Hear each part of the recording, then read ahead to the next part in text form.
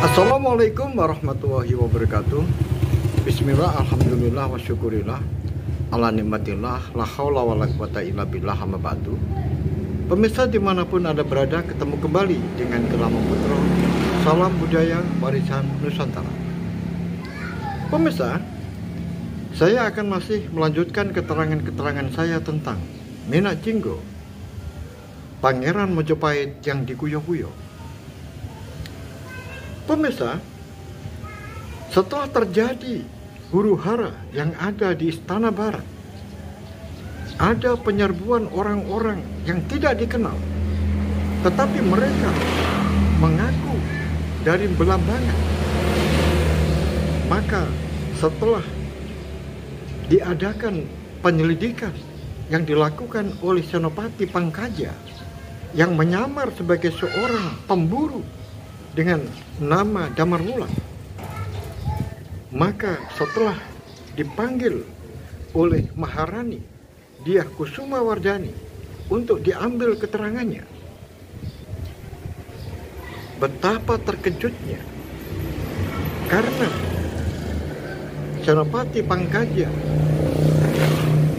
mengetahui ternyata orang-orang yang melakukan penyerbuan ke Istana Barat itu adalah bukan dari orang-orang Raden Wirobumi dari Istana Timur, tetapi mereka adalah orang-orang bayaran yang dibayar oleh para pembesar yang ada di Istana Barat.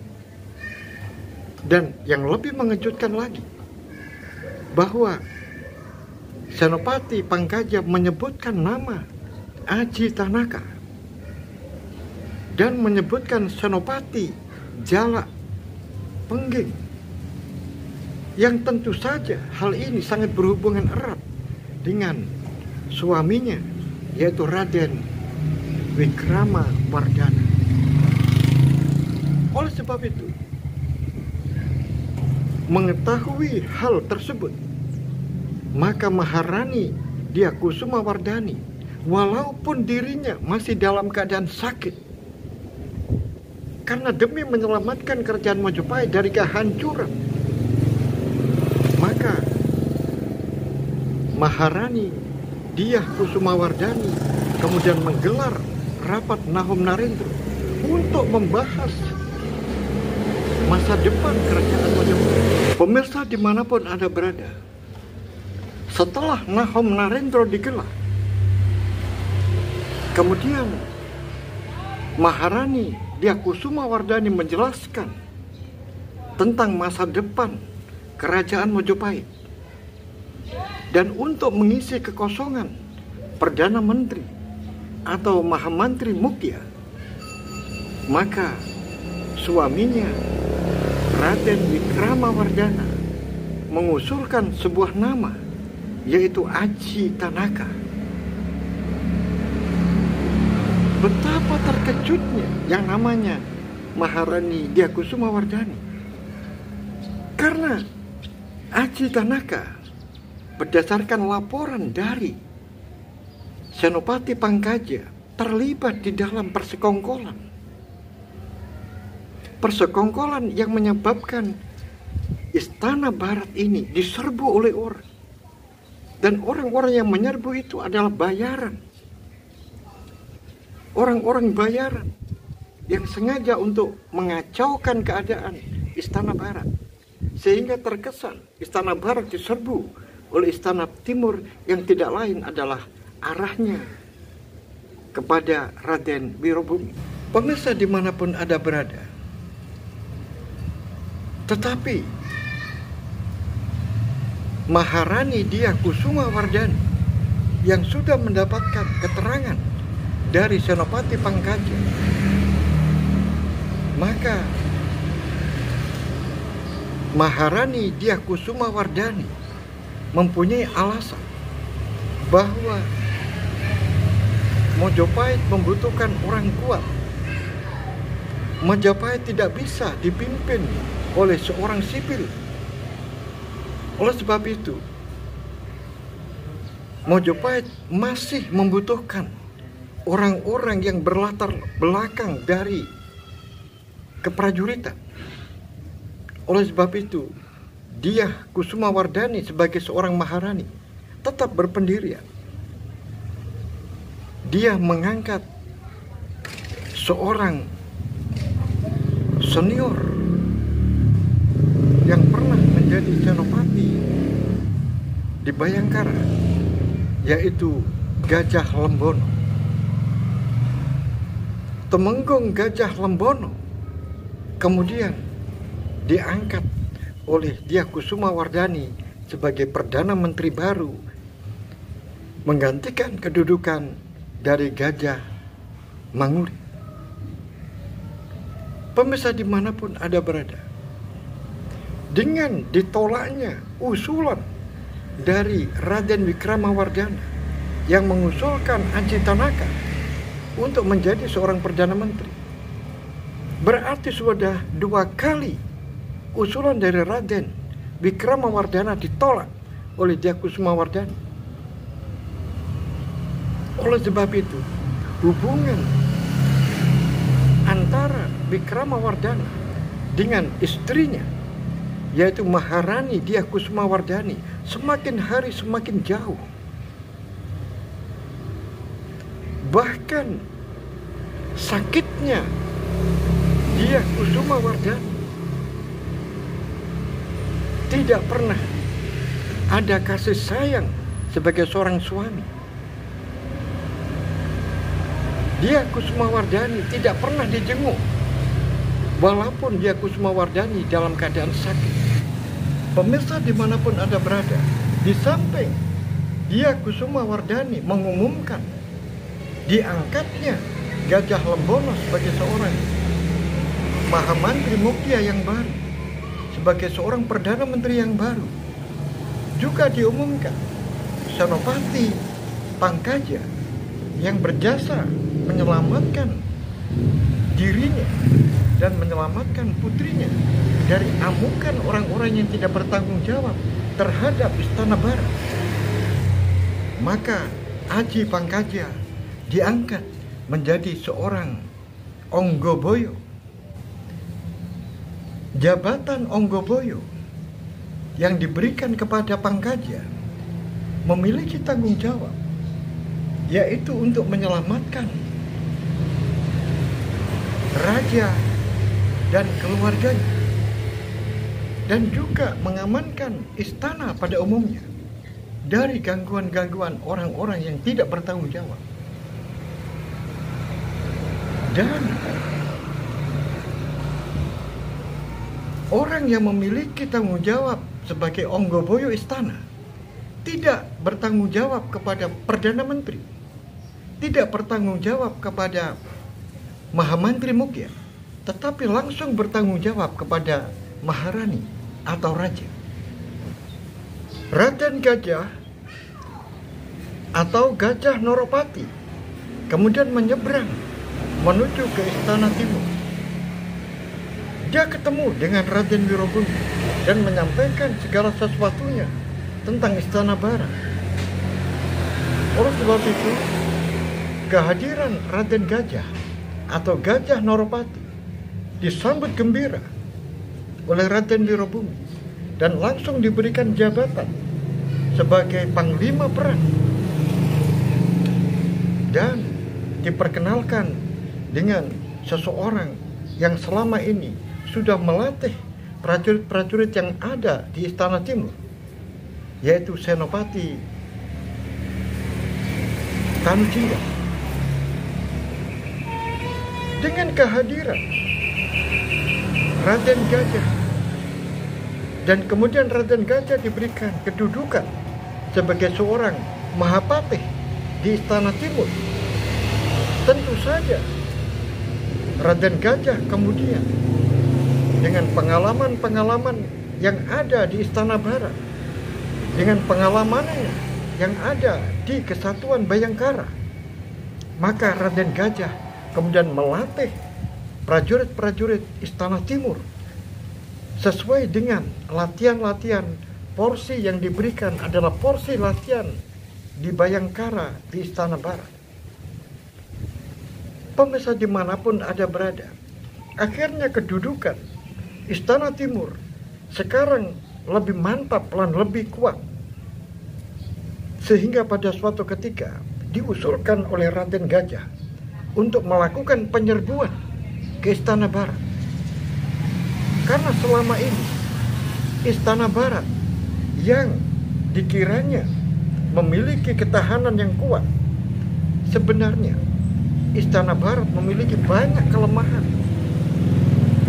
Oleh sebab itu, usulan dari Raden Gajah atau Gajah Noropati ini kemudian diterima oleh Raden Wirobumi untuk melakukan balasan penyerbuan dan balasan pembakaran istana yang ada di Istana Timur. Pemirsa dimanapun ada berada, akhirnya berangkatlah Raden Wirobumi dengan 5.000 pasukan untuk ngeluruk Istana Barat. Tentu saja dipimpin oleh 3 orang, yaitu Raden Wirobumi sendiri, kemudian Raden Gajah atau Gajah Noropati, dan Senopati Tanujingga. Pemirsa dimanapun Anda berada, lagi-lagi setiap kali Raden Wirobumi mau melakukan penyerbuan ke Istana Barat, pasti ada halangan. Di dalam perjalanan menuju ke Istana Barat, tiba-tiba ada kabar bahwa kakang mboknya, yaitu Maharani Diahkusumawardhani, dalam keadaan sakit keras. Datang seseorang untuk memberitahu ke Istana Timur, dan kebetulan bertemu di tengah jalan. Oleh sebab itu,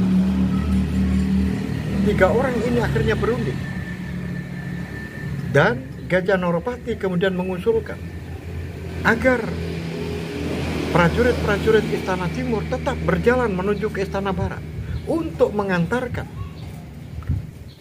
Raden Wirobumi. Tetapi prajurit-prajurit harus diberikan pengertian di dalam perjalanan menuju ke Istana Barat bukan melakukan penyerbuan, tetapi hanya bersifat mengantarkan, dan kemudian bendera putih dikibarkan sebagai tanda bahwa prajurit-prajurit dari Istana Timur bukan bertujuan untuk melakukan penyerbuan. Pemirsa dimanapun Anda berada, ternyata tidak disangka-sangka bahwa perjalanan Wirobumi dan prajuritnya sudah diendus oleh Rakrian Mantri Mukya Gajah Lembon.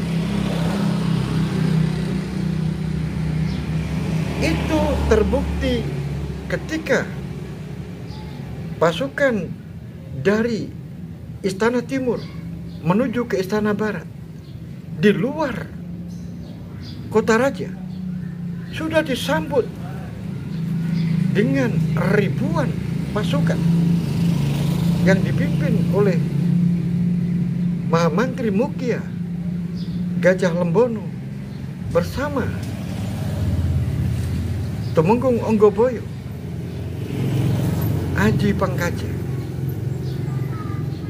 Tetapi Gajah Lembono melihat bahwa bendera putih dikibarkan di pihak Raden Wirobumi. Akhirnya Mahamantri Mukya paham bahwa perjalanan Raden Wirobumi menuju ke Istana Barat bukan melakukan penyerbuan, tetapi apa yang dimaksudkan belum tahu. Oleh sebab itu, datanglah secara pribadi yang diantarkan oleh Tumenggung Onggoboyo, Aji Pangkaja, untuk menemui Raden Wirobumi. Karena diketahui ada 2 orang yang datang, maka Raden Wirobumi yang didampingi oleh panglima perangnya, yaitu Raden Gajah, menyongsong kehadiran dari Rakrian Mantri Mukya, yaitu Gajah Lembono.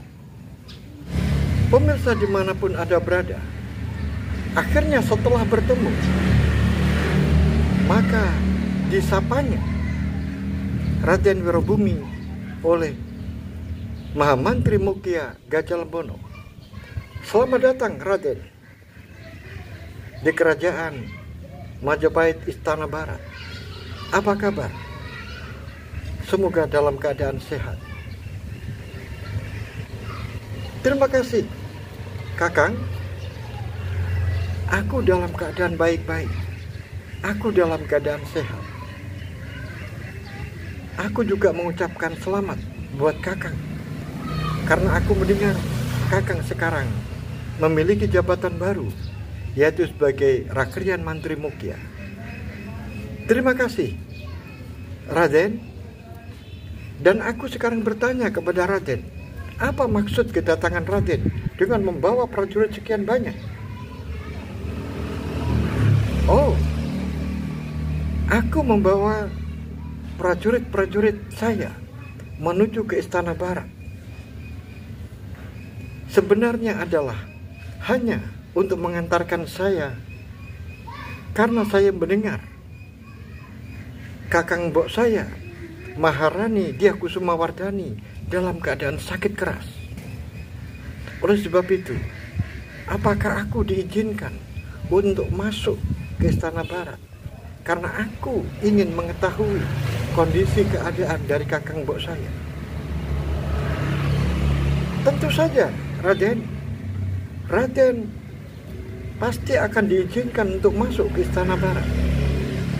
Tapi bagaimana kalau hanya Raden dan didampingi oleh satu orang? Sehingga tidak terkesan dengan pasukan yang demikian banyak kemudian masuk ke kota raja, sehingga tidak terkesan ada sesuatu yang mencurigakan. Baiklah, aku setuju. Aku setuju. Tetapi, apakah Kakang menjamin keselamatan saya? Tentu. Saya akan menjamin keselamatan Raden. Tetapi hanya 3 hari. Dan saya akan mengantarkan Raden kembali ke camp ini dalam keadaan selamat. Baiklah, aku setuju.